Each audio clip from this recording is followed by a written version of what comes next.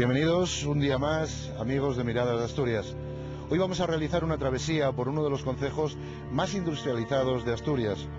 Uno de los concejos donde se depositó en los últimos años la industria, digamos el peso de la industria de Asturias, pero que en estos momentos está tendiendo también hacia el sector turístico.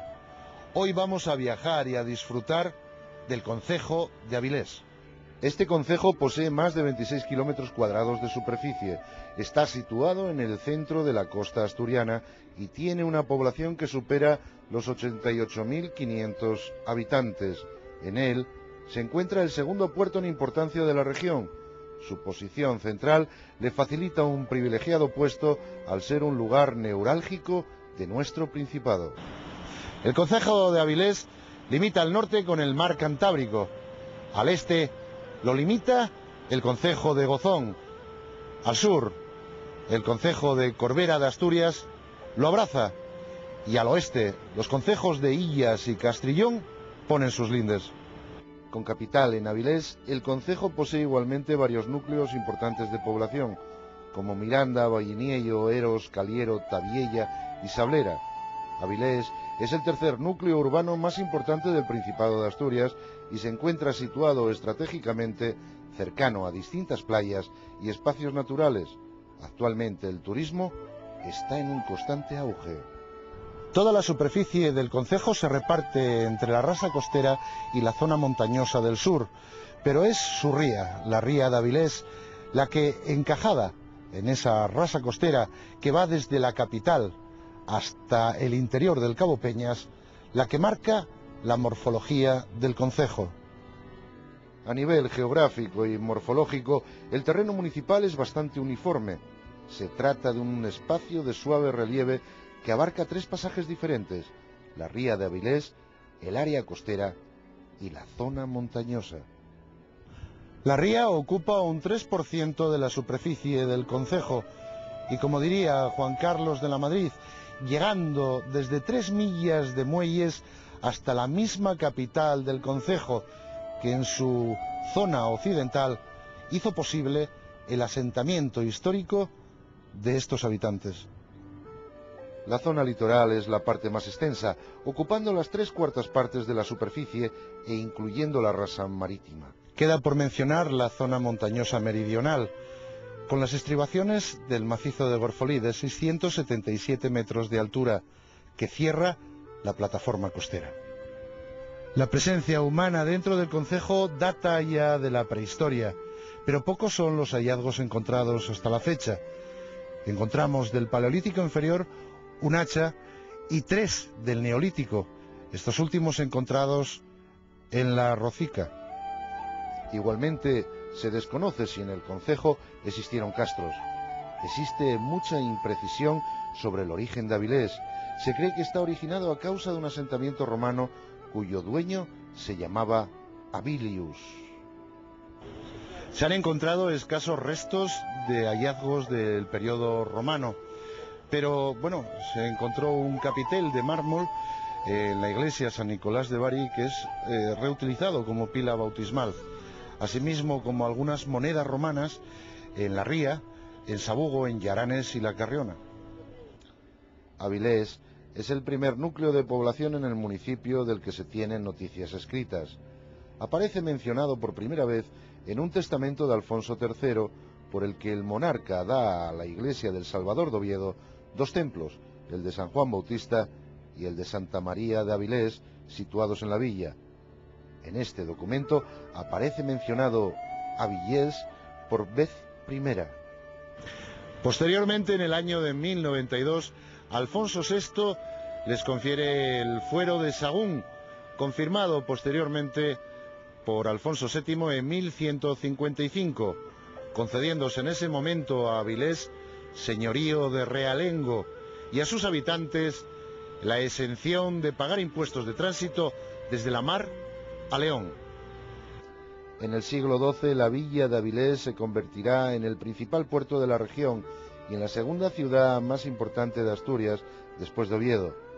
Esta importancia se acrecienta aún más cuando Fernando IV en 1309 concede a Avilés por alfoz los territorios de Castrillón, Corbera, Carreño, Illas y Gozón. En 1478 un gran incendio destruye la bella villa de Avilés. Para poder ayudarles, el 15 de enero de 1479 los Reyes Católicos conceden un mercado franco todos los lunes, mercado que aún hoy en día se está celebrando. A partir del año de 1482, el archivo del Ayuntamiento de Avilés guarda las actas de las reuniones del concejo, siendo estas las más antiguas de Asturias. En 1605 se separan de Avilés, haciéndose el deslinde, los concejos de Gozón y de Carreño.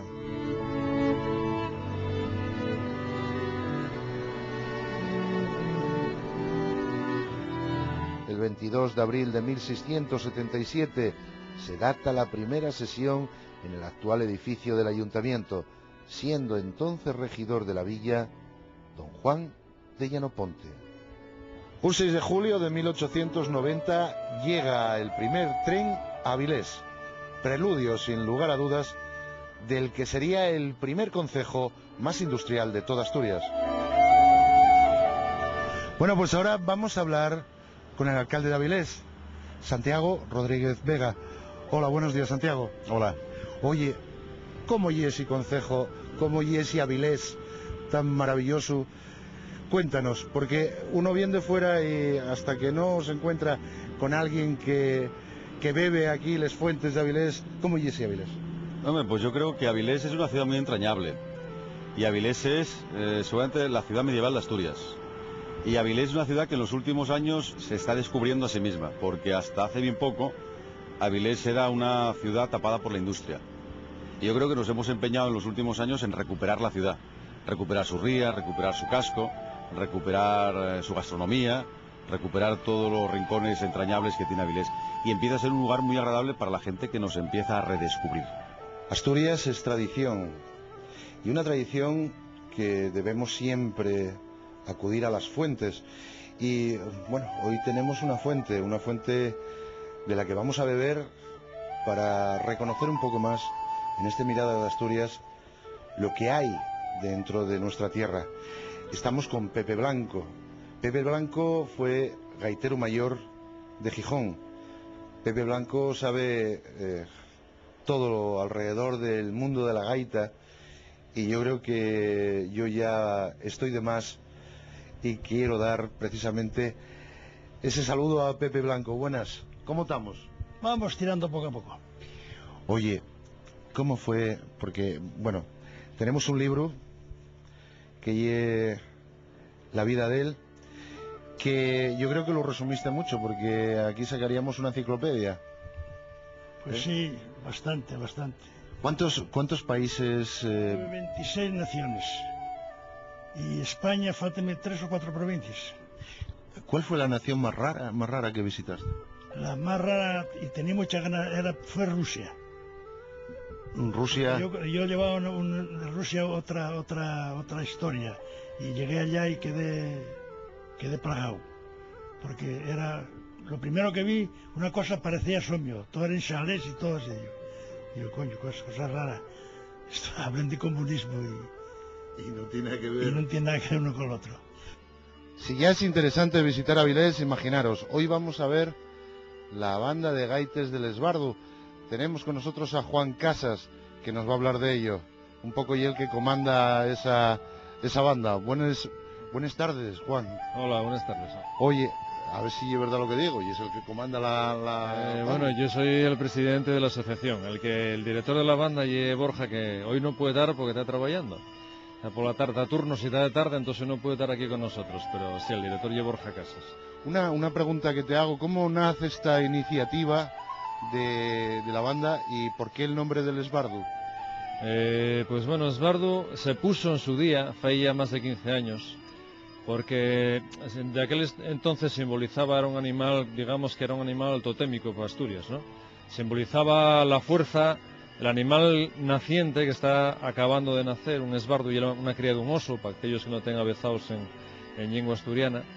Y bueno, pues queríamos simbolizar en este animal toda la fuerza de un grupo que estaba naciendo, de una banda que estaba naciendo, y que tenía aspiraciones de llegar a ser un gran osu, ¿no? Y bueno, yo creo que ahora mismo no oye por nada, pero que pienso que sí que llegamos a ser ese gran osu que esperábamos ser todos.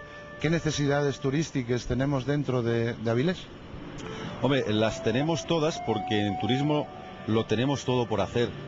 Pero en los últimos años hemos dado ya pasos importantísimos. En Avilés se han puesto en funcionamiento en los últimos años muchas plazas hoteleras, se están poniendo en marcha recursos turísticos vinculados con su casco histórico, estamos trabajando en los planes turísticos junto con la comarca y bajo el paraguas de Asturias. En el plano turístico estamos recuperando esta maravillosa ría que tiene un aspecto fantástico y no tiene nada que ver con el aspecto de cloaca que tenía hace unos años. Y en el turismo pues va a ser de las actividades que en los próximos años más cambien y más transformen esta ciudad. Vamos a seguir siendo un centro industrial importantísimo en la región, pero también con un potencial importante a nivel turístico junto con los municipios de la comarca. ¿Y tú empezaste desde crío a tocar la gaita? 7 años. ¿Y cómo nació en ti el decir, bueno, voy a tirar? Mi padre era gaitero y entonces yo, pues, en fin, robaba la gaita a mi padre. Y empecé con un puntero, como yo estoy ahora aprendiendo a varios chavales. Tengo 20 y tantos chavales ahí que están a punto. Tengo una banda de gaitas también, de críes, y por eso se empieza, y con afición. ¿Qué es el Festival Intercéltico? ¿Cómo nace eso? ¿Cómo lo estáis haciendo? Pues eso nació ya hace 10 años, fíjate, vamos a hacer este año el 10º aniversario, todo un hito, porque un festival de estas características tan grande, tan amplio, con tantísimo contenido. Estamos hablando de un gran festival que dura más de 10 días, este año 11 en concreto, y un contenido de casi 130 actos en 10-11 días, lo que quiere decir que no hay un festivalín cualquiera que montas en un fin de semana, que haces 4 actuaciones en el escenario y que lo puedes ver en cualquier esquina del país, ¿no? Este festival ya original, ya prácticamente único. Tenemos muy pocos ejemplos de festivales intercélticos, ya no te digo en Asturias tenemos otro también en el occidente, pero y en Galicia otros 2 de gran importancia. Pero todo se remite a un fin de semana, ¿no? 3-4 días, tal. Nosotros llevamos el festival mucho más allá, quisimos hacerlo a lo bestia, a lo grande, tipo los festivales atlánticos de Bretaña, de Escocia, de Irlanda un poquitín, ¿no? Y bueno, la verdad es que la mira nuestra fue el Festival Intercéltico de Lorient, con nuestra participación ya en el año 93. Quedamos totalmente prendados de aquello, de cómo se mostraba el folclore allí, de cómo se exhibía ante la gente, de cómo reaccionaba la gente, porque eso fue para nosotros fue lo que caló más hondo, ¿no? El estar aquí actuando y a veces la gente de aquí no te da ni importancia, ¿no? No saquen las manos del bolso para aplaudirte. Y llegues allí y bueno, simplemente por el hecho de ponerte allá a afinar o incluso poner una faja a un compañero y la gente ya se pone alrededor tuyo, bueno, aquello es un festival monstruo donde los actos se cuentan 3-4 mil personas fácilmente de asistencia, incluso pagando a tocateja. Y bueno, aquí estamos todavía años luz de festivales de ese tipo, pero con mucho orgullo podemos decir de que ya se nos compara desde hace muchos años con el Lorient de España, el Lorient de Asturias. Que vamos a tener este año, pues, gente que viene de ¿cuántos países? Pues concretamente de 6, de Escocia, Irlanda, Gales, Bretaña, Galicia y Asturias.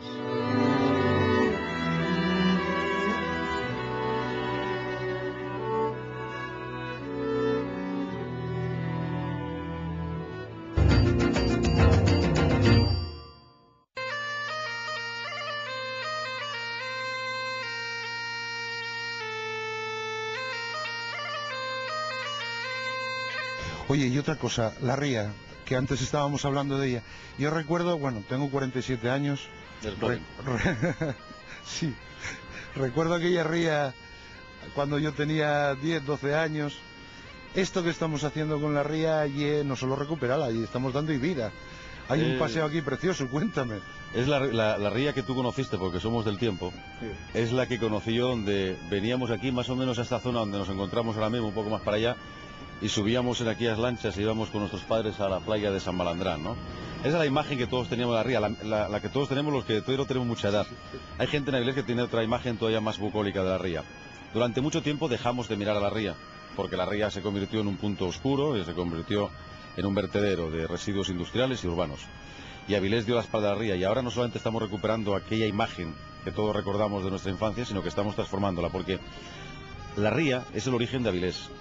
La ría fue el motivo por el cual se instaló Insidesa en Avilés y por lo que fuimos uno de los centros industriales más importantes de España. La ría, el entorno de la ría es el futuro de Avilés. Y en torno a la ría vamos a seguir manteniendo un puerto comercial importantísimo para Asturias, que tenemos previsto ampliación de ese puerto por la margen derecha. En torno a la ría, o en esta ría, está el puerto pesquero más importante de la región, en el que se está construyendo una nueva lonja. Y en esta ría, en esta zona más urbana de la ría, tenemos unos pantalanes y todavía proyectos de crecimiento y de construcción de centro deportivo, de puerto deportivo, que va a suponer también un centro de actividad económica. Este lugar va a ser de los espacios que en los próximos años, cuando digo los próximos, estoy hablando de los 8, 10 años, por tanto en un periodo muy corto, tendrá una transformación radical, al igual que la tuvo en la década anterior el casco histórico, ¿no? Que lo hemos recuperado y la gente lo identifica. Bueno, pues aquí está el futuro de Avilés, en este espacio. Tiempos antes tocabas en la misa que cantaba con gaita, había carros de países, había rinchaven, ahora no hay nada, ahora esto se volvió otra cosa. Estamos perdiendo... Toquen el tambor y toquen los sillanos. Ahora no, ahora el tambor siempre se toca de lado, ahora toquen un llano. Así, bueno, yo no tengo nada que ver con oye, cada uno, ¿no? Yo estoy enseñando lo que a mí me aprendieron y lo que es de antes. La evolución de esa tradición también sufre a veces pues trastornos en función de lo que vemos, vemos a Evia con una gaita eléctrica. Bueno, también, claro, oye, son cosas, son adelantos, siempre así no vamos a estar.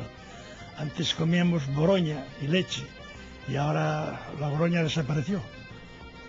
Claro, no solo desapareció, sino que la harina de maíz ahora llegue como para ricos. Sí, para ricos, sí. Que sigáis adelante, que pusiéis, porque las tradiciones parece que se estaban perdiendo, pero bueno, yo creo que hay una juventud que está pushando precisamente por eso, por lo antiguo, por lo que parece que se estaba perdiendo, en este caso con la música. Una pregunta, ¿cómo evoluciona la gaita? ¿Cómo va evolucionando? ¿Cómo en el siglo XXI esa gaita? Bueno, pues en el siglo XXI hay mucha gente que confunde la gaita asturiana con la escocesa, puedo decírtelo. Porque incluso hay una versión, hay un modelo de gaita asturiana con 3 roncones, que bueno, ya dista mucho de ser asturiana, porque los 3 roncones no hay demostraciones ni gráficas ni fotográficas de que se haya tocado una gaita en Asturias con 3 roncones. Pero bueno, ahí está lo que tiene la evolución, ¿no? Lo bueno y lo malo, ¿no? La gaita asturiana evolucionó porque si no, no se podría tocar en banda de gaites. La gaita asturiana siempre fue solista, siempre fue individual. Y los artesanos pues nunca se preocuparon de que esa gaita tenía que tocar con otra. Ellos mientras afinaron un poquillín y tal, lo máximo que ellos podían dar artesanalmente, pues ya estaba, ¿no? Pero cuando surgió la necesidad y ver la contrapartida, el contraste, la comparación con otros países como Escocia, por ejemplo, que va a la vanguardia un poco, y Bretaña también, ¿no? Pues al comparar esas gaites y en cómo se utilizaban, de qué manera, se vio que ellos sí podían tocar en conjunto, y aquí no, en Asturias no, porque no afinaban, una gaita no afinaba con la otra, las notas eran diferentes, y bueno, pues surgió esa necesidad de tener que evolucionar, y entonces ya hubo algún artesano que se dedicó a investigar la gaita, la investigó de tal manera que dio con el kit de cómo se puede atemperar perfectamente una gaita para que toquen varias gaitas a la vez y toquen lo mismo, den todos el mismo tono, la misma afinación, el mismo sonido. Y bueno, pues gracias a eso hoy podemos contar en Asturias con grandes bandas de gaitas. Bueno, pues ya estamos en un nuevo concejo, en Avilés, y vamos a invadir una nueva cocina. Para ello estamos viendo una cocina que lleva desde 1845 aquí haciendo comidas en Avilés. Vamos a hablar en Casa Tatagullo, vamos a hablar con Juan Rivero, venid conmigo. Buenos días, Juan, ¿cómo estamos? ¿Qué tal estamos? Estamos con Juan Rivero, que sabe de cocina un cacho. ¿Cómo se come aquí en Avilés? Este lugar que lleva desde cuándo, desde 1845. 45, exactamente, sí. Documentado, vamos. Hombre, el motor que hizo que esto fuera lo que fue y lo que sigue siendo, en su día fue motivado porque en el parque que tenemos delante del restaurante, hay que tener en cuenta que fue uno de los primeros mercados de ganado que hubo en Asturias. Entonces, ese mercado precisamente era los lunes, con lo cual el referente de viaje sábado, domingo, lunes, los transportes antes eran distintos a los de ahora, hacían que en este área se congregara mucha gente del campo, de la agricultura y de la ganadería asturiana, que venían aquí a poner en valor el producto de ellos, de su tierra, ¿no? Esta casa era de un señor, don Ramón Valdés y Valdés, barón de Covadonga, que tenía aquí unos caseros, que él utilizaba habitualmente la casa durante 2, quizá 3 veces al año, pues para venir a recaudar impuestos a aquel que recaudaba impuestos en el terreno, que no eran más que los marquesados aledaños a la comarca de Avilés, ¿no? Siempre que es tioso, pues eso, entra a una cocina, siempre tienen algo preparado. ¿Qué vamos a comer hoy en el concello de Avilés? El cocido de garbanzos en Asturias siempre fue un poquitín más prove que lo fue en el resto de la geografía del país, ¿no? Entonces, un poco los componentes nuestros del cocido: el pecho, un poco de grasota de esta, unos patates trinchades, los garbancinos de Salamanca y la longaniza blanca de Avilés. Este es un poco la componienda nuestra habitual de un cocido de garbanzos. Bueno, mira, estos patatines cocidos y un poco de la longaniza de esto, un poco pimentón y el aceite de oliva virgen espolvoreado por encima, pues sale una cosa que, bueno, que no tiene tanta complicación a la hora de tal. Puedes hacerlo de una manera mucho más cómoda, es decir, exclusivamente con tenedor, y cepilles la parte esa de fame que te va quedando con una velocidad impresionante. Entonces, esto, luego nosotros para el montaje, bueno, pues es un poco la idea de cómo nos quedaría el plato, ¿eh? La longaniza ya la damos como mamaduca, es decir, vamos cortándola en gajos, las patatas cocidas, como dije antes, un poco de pimentón y aceite de oliva, y juro por Dios que esto desde chiquillinos hasta mayorín nos gusta y a todos.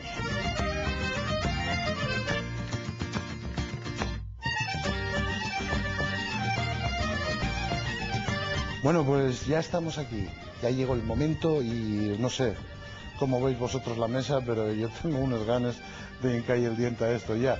Oye, que estoy viendo aquí, Juan, lo que lle estos buñuelos que tienen una pinta excelente. Háblame de ese postre. No son más que simples buñuelos de viento rellenos en este caso de crema, en otros casos podemos rellenar de nata, y por de ahí un toque más cariñoso y un toque más quizá invernal.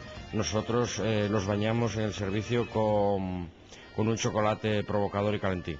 ¿Con qué bebida podemos comer esta longaniza tan maravillosa y, como digo yo, afalladiza que tenemos ahí? Si tenemos que hacer referente a que pueda ser un plato perfectamente de todo el año, en Asturias siempre hubo un referente más a primeros vinos que conocieron nuestros antepasados fueron los vinos que venían de la zona de Rioja, y concretamente nosotros en casa las primeras referencias que tenemos a barricas granel que llegaban a casa venían de Cenicero, y a partir de ahí, pues bueno, ese vino servía para el suministro del servicio de casa, pero que también se vendía por botellas a la gente. Pues mira, hablando de lo nuestro, aquí tengo yo y la tarea emprendida. Voy a ponerme a destajo, tengo que acabar, con todos los buñuelos no, voy a dejarte alguno, pero voy a tener que ponerme a acabar con ello, y aquí con la compañía de Juan. Y con esto que tengo aquí delante, que tiene una pinta riquísima, voy a dejaros mientras doy cuenta de cada una de las cosinas. Venga, hasta luego.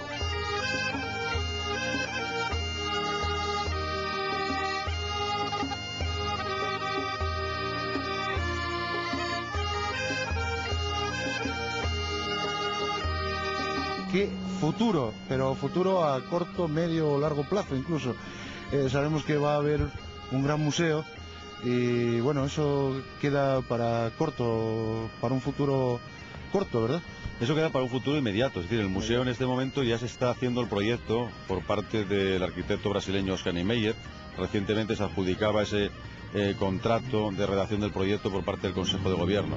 Por lo tanto, en un plazo de 2 años aproximadamente será una realidad. Ahora mismo la gente viene a Avilés porque viene a Asturias. Y por lo tanto, dentro de la oferta turística de la zona central de Asturias, las ciudades del centro, lo que es el turismo de congresos y lo que son también la capacidad que tenemos junto con Oviedo y Gijón de ser atractivos en eso, pues bueno, somos un punto de referencia. Dentro de 2 años, cuando esté funcionando el Centro Cultural Niemeyer, habrá mucha gente que venga a Asturias por venir a Avilés. Ese va a ser, yo creo que el cambio fundamental en los próximos años. ¿Qué se pueden encontrar dentro del museo? Pues lo que se van a encontrar van a ser un centro de interés mundial donde se van a reflejar pues todo lo que tiene que ver con los valores más nobles de la condición humana, desde el punto de vista de la producción artística, la producción literaria, lo que es el mundo también de la política, del pensamiento, de la creación, todo aquello que tiene que ver con los valores que representan los premiados de los Premios Príncipe de Asturias y que representa la propia Fundación. Yo creo que vamos a tener un foro de proyección internacional que va a suscitar el interés y la pasión de propios y extraños. Y yo creo que vamos a tener un equipamiento de primer nivel en un entorno privilegiado, que es el entorno este de la Ría, que hace unos años seguramente que nadie podía imaginarse que podía tener un futuro tan espectacular en los próximos años. Va a ser un punto de referencia para muchísima gente de España y de Europa y del mundo. Y lo iremos construyendo poco a poco y yo creo que con inteligencia. Como gaitero, digamos que hay muchas anécdotas alrededor de esos lugares a donde ibas a tocar la gaita. ¿Una anécdota así, la más graciosa? Hay muchos, lo que pasa es que yo ya tengo 89 años, ya se me va la memoria ya. Mira, tú llegabas a una parroquia a tocar, por un día de la fiesta mayor, o San Antonio, o San Pablo, o San José, lo que sea, ¿no? Normalmente había una comisión, o llamaba el cura, para tocar la misa de gaita, misa cantaban los 2 o 3 paisanos o 2 o 3 sacerdotes. Y luego decía, al salir no había más que gaita y tambor, no había gramoles ni había nada, ¿eh? Decía el cura, Pepe, cuidado con esto, ¿eh? Ese día lo agarraba, no se podía tocar lo agarrado, había que tocar la muñera, los sueltos, sin vuelo, pero lo agarrado nada. Pues yo creo que las bandas de gaites aquí en Asturias empezaron a esposigar a partir de los años 80. Yo creo que en la década de los 80 ya Evia hizo sus primeros pinitos con la Vía Viciosa, Xuaco también en Oviedo empezó a meterse con este tema, y bueno, fueron varios los que empezaron ya uno con otro a empezar a investigar, ¿no? Hubo muchos cambios en el camino, se cambiaron muchísimas cosas. La gente, claro, ya hacía cambiar la tradición, entonces al principio me acuerdo de la percusión, ¿no? Tocaban con tambores de cuerda tradicionales y claro, para afinar 2 tambores de cuerda pues te las ves y te las deseas. Como había gente muy reacia al cambio, se empezaron a meter tambores con apariencia tradicional, pero ya con parches ya de plástico, ¿no? Ya artificial, un poquitín sintéticos y tal. Todo esto fue cambiando con el paso de los tiempos, ya los apretones de cuero dejaron de darse y se empezó a apretar ya de manera mecánica, con llaves y tal, y bueno, hoy ya no hay banda que no se precie prácticamente que no lleve una percusión tradicional, una percusión profesional, aunque sí que las hay, por aquí venía, de que todavía se mantienen con la típica percusión tradicional, es gaites en do, con un solo roncón. Ahora mismo en Asturias tenemos todo el abanico posible de gaites y de percusión. Y ya sabéis vosotros que, bueno, en Avilés y en todas las partes de Asturias hay bandas, que habrá mucha gente que quiera contactar, pero bueno, aquí en Avilés el esbardo es y oso. Que coste que a mí llámenme oso también. Un oso por otro. Hombre, pues un esbardo más.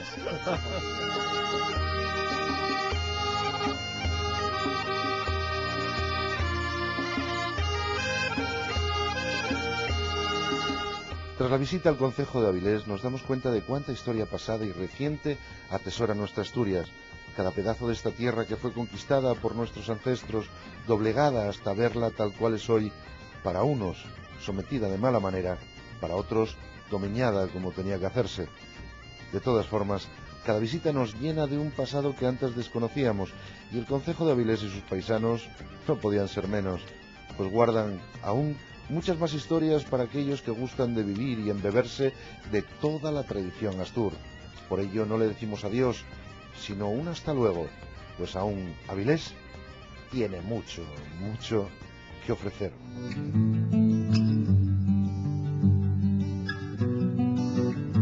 tierra del adelantado, brava y sin igual, donde la lancha espera conquista nueva que dar, tierra fértil de nacimientos nobles, ilustres hijos y destacados mujeres y hombres. Pedro Menéndez de Avilés, marino sin igual, la familia Alas no se quedó atrás, militares de valía, Nuño Pérez de Quiñones, de Llano Ponte, Nicolás, tierra que nacer el arte vio, poetisa Ana de Valle, cuyos versos vivos nuestra vida regó, el pintor Juan Carreño Miranda, del mítico Velázquez sucesor. Tantos, tantos son tus hijos, que de nobleza Asturias se preñó.